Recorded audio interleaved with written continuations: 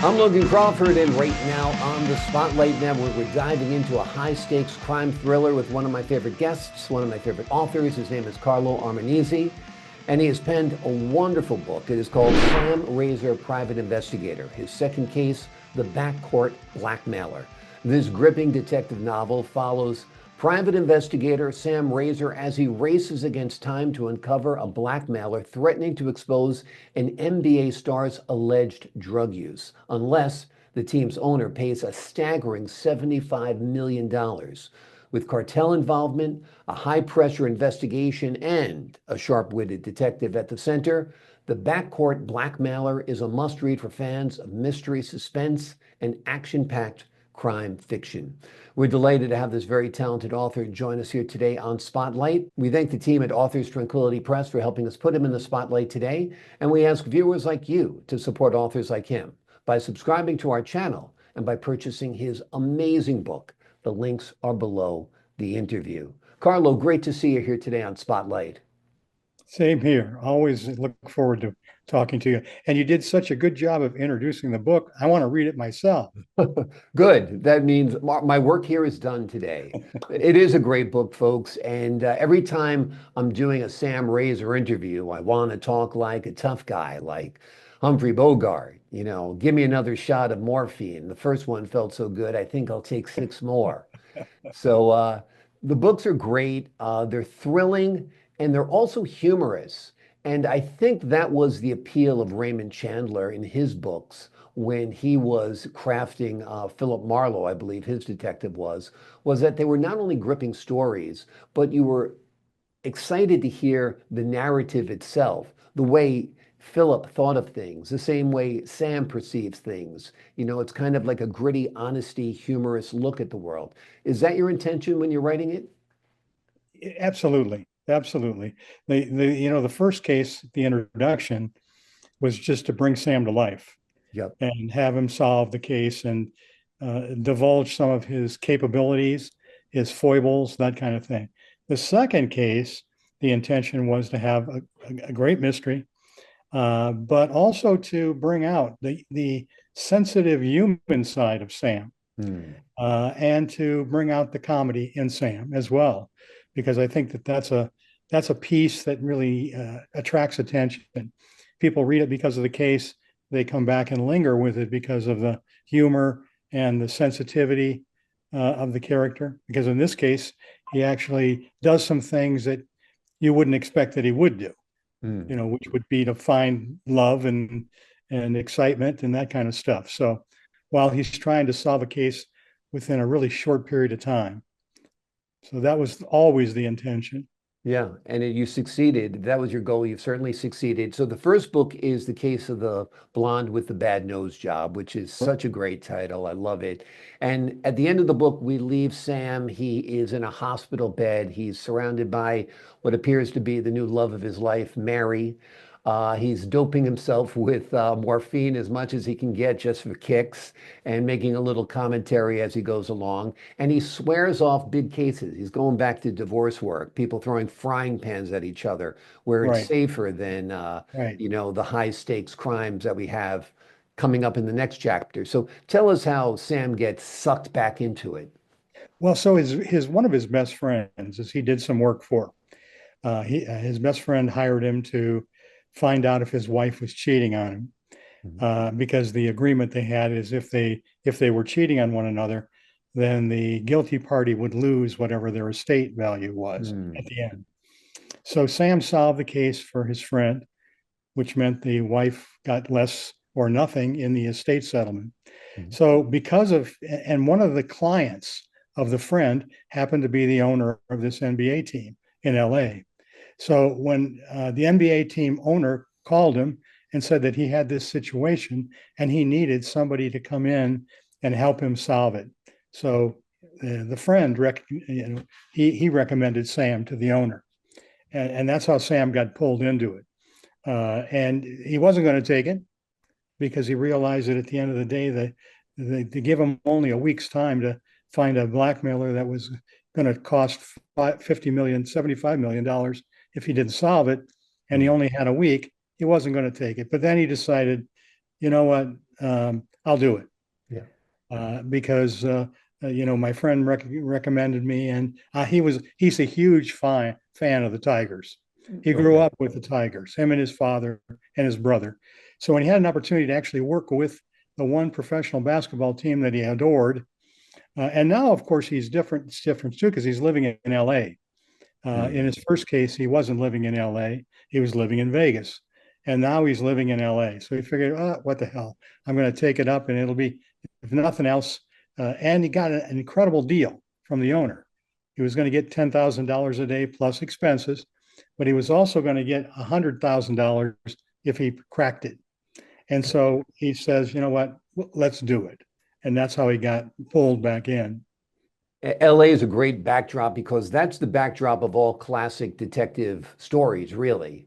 That's where Sam Spade was, Philip Marlowe, and a bunch of others.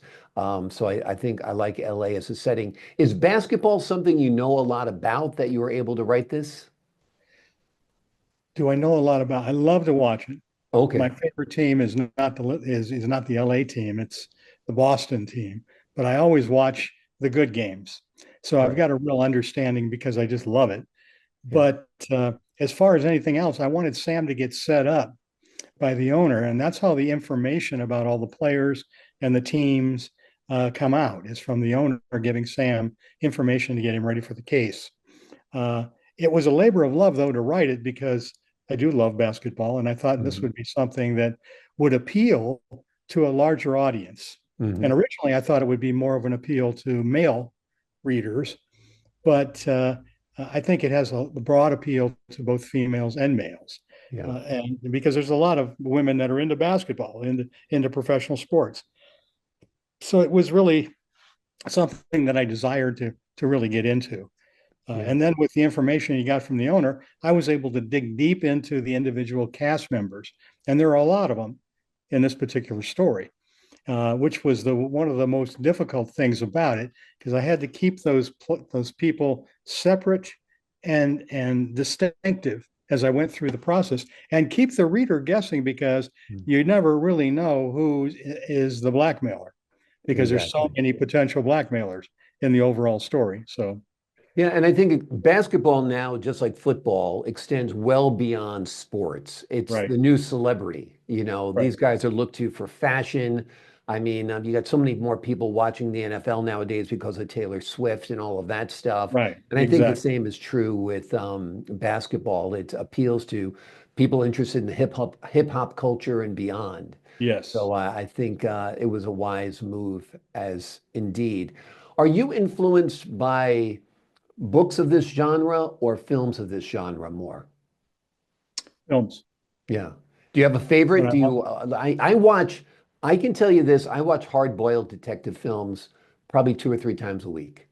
You right. know, I'll watch Where the Sidewalk Ends, Double Indemnity, The Lady in the Lake. You name it, I watch it. It's absolutely my favorite genre, which is why we're always able to talk so well when we talk about these stories. Well, it seems like nowadays, even if you look at streaming television, Yeah. I mean, every streaming network has got a detective. Yeah. They've got a series of people solving cases. So, Humphrey Bogart was a favorite of mine just Mhm. because of his presentation and his style. You're Uh, right. and so, but I wanted Sam to be somewhat different. I wanted him to have a little style, but also to be kind of, you always wonder if he can really solve it. Hmm. That's what I wanted the reader to walk away with. Can he really solve this? I mean, he could be over his head, and he even says that himself at one place where he thinks, "Well, I might be over my head to try to Right. get this done in a week's time." So it's that combination of interest in detective work and solving cases, and also just the attention that detective series and films are getting now. Yep. Absolutely, absolutely. And even in across the ocean over in the on the other side of the pond, as they say, so many BBC shows that deal with procedurals and detective work. People are interested in it, and it's usually built around a great character like Sam Razor, who is a true American Right, original. right. The book is paced over the course of that one week as well. It's kind of in real time, right? Yes, right. That Yeah, kind of because adds to the drama and the tension, don't you think? Well, and yes, that's the reason I did it, is because he could have been, he could have gone on forever. I mean, I could have kept it going and going and going, but I wanted the tension to be about the fact that he had a limited time to solve it. Mm. And so that developed the interest that the reader had in just kind of figuring out how he was going to do it and how he was going to discern who the blackmailer was. And it's that tension, I think, that sets the nice pace for the book. It's a short book. It's a short Yeah. case. But Sam Razor's cases are never going to be hugely long Right. because at the end of the day, I want the twists and the turns and the payoffs to kind of be condensed. So as you're reading it, you kind of just stay excited to know what's going to happen next. And then, of course, it has a payoff at the end. So Yeah. that was the intention. Yeah, exactly. I also loved the beginning of your book. You explained how Sam Razor came to be. His name is really Sam Langello or something like Yeah, that, or yeah, yeah, he changed his name in the first case. He yes, had the last name in the first case because he just all of the great detectives, it seemed like, were either Italian or they had some kind of European involvement. So yeah, if figures, what the hell, Razor was going to make it, because you'd remember Razor, yeah, you wouldn't remember Langello. That wouldn't have it. So that was the birth of Sam Razor. And then I just fell in love with the name. I yep. just fell in love with the name. I mean, I can imagine, I'm right in the beginning of his third case right now, and I can put him into any kind of situation I want. Now, especially because in this case, he actually gets married.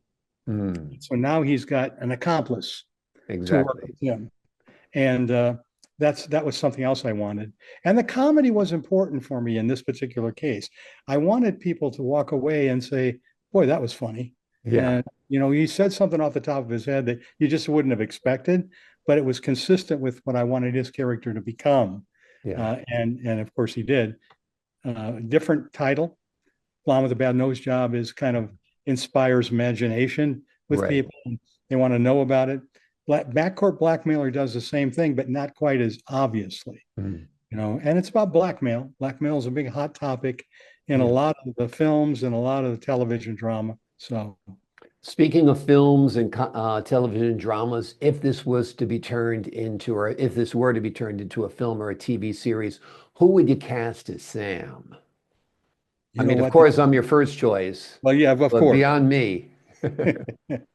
That's a question that I've grappled with uh, all the way through the second case. I kept trying to think of who would be the perfect character, because he had that combination of being a little bit goofy, but Right. also then really insightful, and comedic. And to This be just honest sounded with more and you, more like me all the time. I'm telling you A what I little said that serious, a before. little bit of a goofball. All you have to do is put up the financing. We're in good shape. Exactly. Exactly. That'd So be great. I don't know. I don't Yeah. know. I haven't started trying to figure it out because I'm more interested in just continuing the evolution of the character. And I Yeah. think eventually it'll come out, who I think it is. I mean, you could think of people like Danny DeVito, uh, Right. but he's not sexy. Right. He has Right. a little bit of sexiness to him. Right. And some of the other leading men are just too leading man, you know, Yeah. even though they've played detectives and they've done some things. Uh, so I don't know. I think we need to find a young David Jansen Yes. or a young Darren McGavin, if you remember him as Kolchak. Yes. Yeah, Yes. which was a great series investigating the paranormal. He was the ghost hunter or something like that. I forget what he was, some kind of hunter. But yeah, the Night Stalker, that was him. But yeah, so somebody who can bring comedic elements to it as well, because that's the beauty of this book is that he's thinking seriously about the case, but interjecting jokes simultaneously. Right. And that, Yeah, because again, that adds depth, I think, to a character, and also adds the kind of reasons why you like him, yeah, because you have to walk away liking Sam. right, Otherwise, it's just, you could have, it could be any case doing anything. So you got to like him, and you got to like what he's going through. His reactions and his dialogue shouldn't be so apparent that you can just guess it. right. He's going to say some things that you're just not aware of. You're not ready for. Yeah. And I was just blessed enough to be able to come up with those kinds of things when I looked at this particular case. And there's some interesting side characters in it too. So Yeah, yeah. Yeah, you absolutely want to develop a franchise where people are looking forward to seeing Sam Razor. It almost doesn't matter what story he's in as long as he's in it, you know? that's right. You And know? that's what I really wanted to develop with this whole series was people reading the books and then anticipating the next case. Yeah. Oh boy, I can't wait for the next Sam Razor case to come out. Now it takes time, which is one of the challenges of the writer. I mean, for me, it takes time to get enough people to read it and see it and Yeah. know it's there. The reactions have all been good, but I need more of an audience, a much broader Right. audience.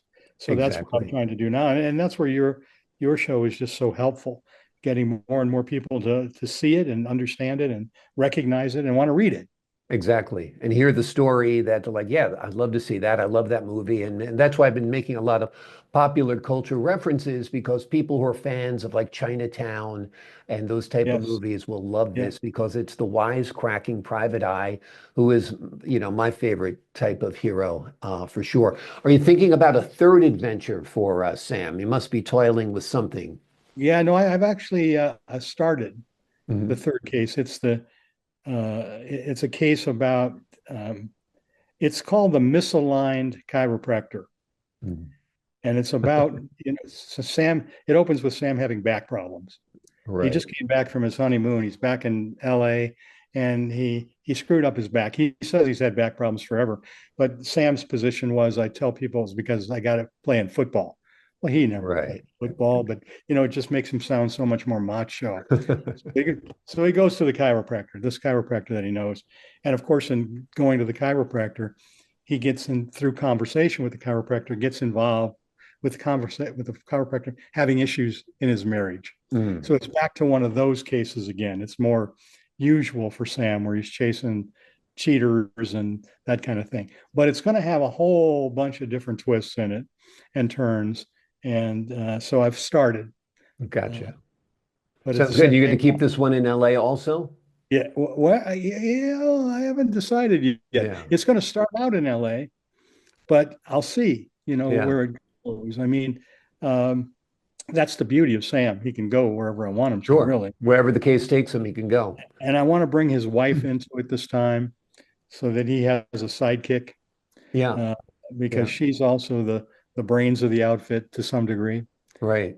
like in most relationships, I guess. Exactly. Well, that has shades of The Thin Man. That series Yes. was, Yeah. Nick and Nora were both detectives, and she was a smart one, and he was not quite as smart. Like you said, like all of us men are, when we have a wife, we suddenly find out we're not the smartest person in the room anymore. So we have to live with that. That's Yeah. Well, awesome. Well, I'm glad you got a third book coming because I think fans of it will appreciate that. And I also I'm very big in believing in produce something, put it out there, get it discovered the best you can, and then produce more stuff. right. Keep on going with the story. That was one of the advice I heard recently from a very successful creator who said, you make a film, great. Promote it, perfect. But then go make your next film. The same thing's true with a book. Keep on Right. putting the work out there. That way you have, 6 books to show, a Hollywood producer if they ever come to you and say, hey, you got more of this Sam Razor stuff? Well, yeah, and that's an interesting observation because what I've done is with all of my books, I've started the second Footsteps in the Dark, Hmm. my second set of 8 short stories for Footsteps. I've started the second case of the second of Deceitful Intentions Hmm. about the young girl and solving the mystery.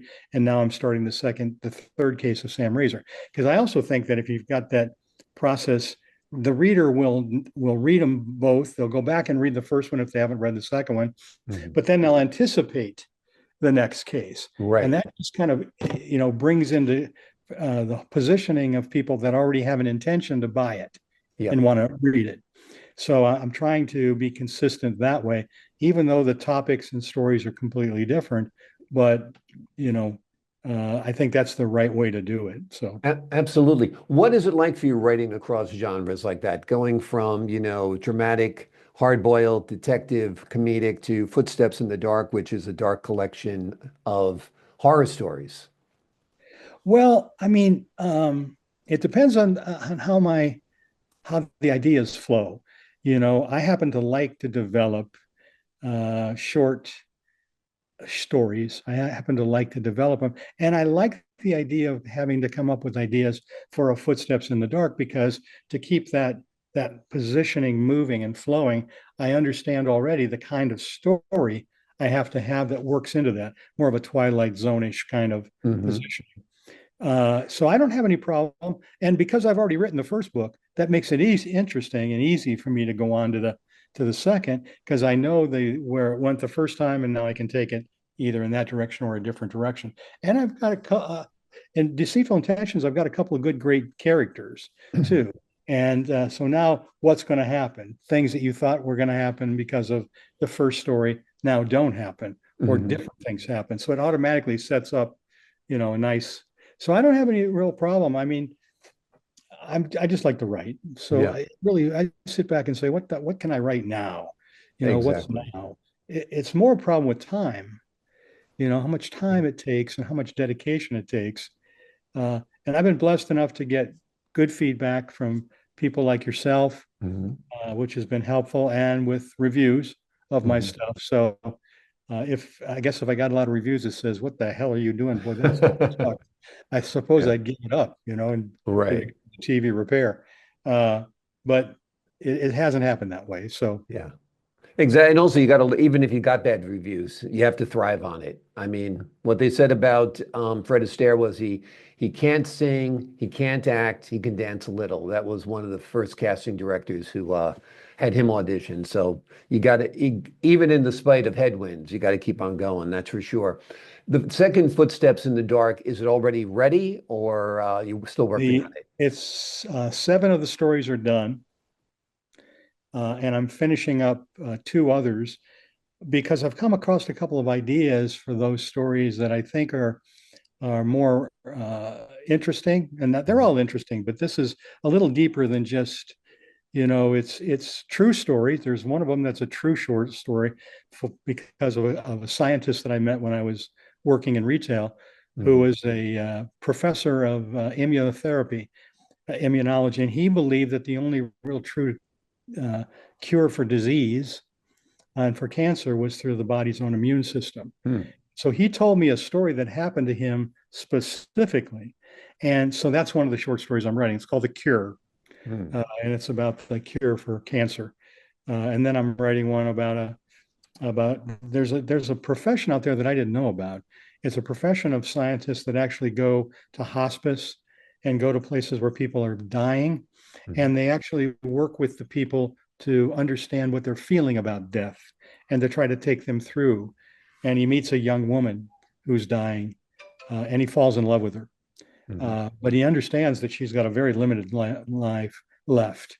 Mhm. So it's about how it's called the soul stealer, how he Mhm. captures her soul so that he and she can be together in the afterlife. So Very those cool. Very cool. I mean, both those stories sound amazing to me. The Soul Stealer and also The Cure, because I tend to believe the same thing. The only way we're going to beat disease is if we can get our bodies to beat that's the right. diseases. So beefing up our immune system, somehow altering our DNA. We already altered our RNA with the COVID-19 shots, and they say that's promising for cancer, and we'll see. But I think what's fascinating about them is that they're taking real life theories and ideas and possibilities and making them into stories. And religion in one of the other stories is about two brothers. One believes in God and one doesn't. Mhm. And so they are constantly going at each other about the existence of God. And so that story really, I wanted to talk about religion in some ways, but not get too deep into it, because that's kind of the adversity that's going on. There's the people that believe in God and Jesus, and people who don't. Yeah. So this was two brothers in the same family going through the same thing.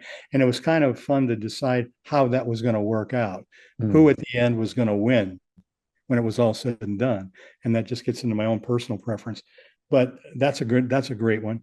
And Yeah. then there's another serial killer short story that is in there because that's the genre of footsteps too, is to have those stories. So Yeah. I think it's a collection that will do real well. And again, that franchise has got a lot of readers Hmm. already. Footsteps in the Dark, so it's one of those again that I think will attract some attention. Yeah. And I'm Yeah. trying to work with Authors Tranquility to try to get some interviews with producers to try to pitch my books too, because I think Yeah. that's where I'd like it to end up. Yeah. Well, of You know, course, that'd be like, creating the book is wonderful. If it becomes a bestseller, that's great. If it yeah, becomes a movie and seeing it, on the big screen or a TV series, I mean, just watching your work brought to life is, I think, every artist's dream. You yeah, want it. and that's important because it was never about the money or any of that. I don't. Writing books is a labor of love for me. The Mm. challenge is that finding people that will read the books. Right.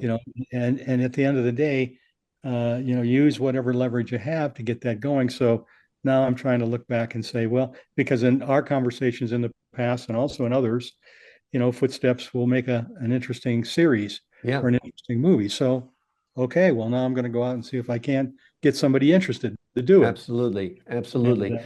It's funny, we're all built around the New York Times bestseller list. yeah, If you read any book on the bestseller list, there's a good chance you're not going to be very impressed. you know It's what? I think the amazing. same thing. Yeah. I don't like, when I read some of these people that they've talked about as being such great, read authors and their books are so phenomenal. I kind of walk away and go, well, that was, and it's the same way with movies. Yeah. It's the same way with TV. You'll see a movie that got really great, 18 awards and all this other stuff. You'll go to see the movie, and I walk out usually because it's so bad. Yeah. The characters aren't developed, the plot line's not interesting.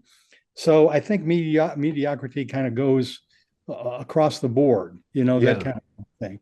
So I mean, I I don't think want to, particularly when it comes to mainstream, like the yeah, big pictures aren't as interesting as the little pictures, and the big books in many cases aren't as interesting as the little books. I right, mean, that's the thing. So, like you said, finding that audience for the smaller book, for the undiscovered author, for somebody right, who's not Mary Higgins Clark or James Patterson or whatever, it's a tough nut to crack, but that's what every artist has to do is to find his or her audience, right? right, right, right. So Wonderful. hopefully, and this journey that I'm on of writing stories, because I look at myself as a storyteller as opposed to just an author, and Hmm. I'm a storyteller. And this journey that I'm on, as I see the reactions I get from it, just invigorates me to keep doing it, and we'll see where it goes at this point. Yeah.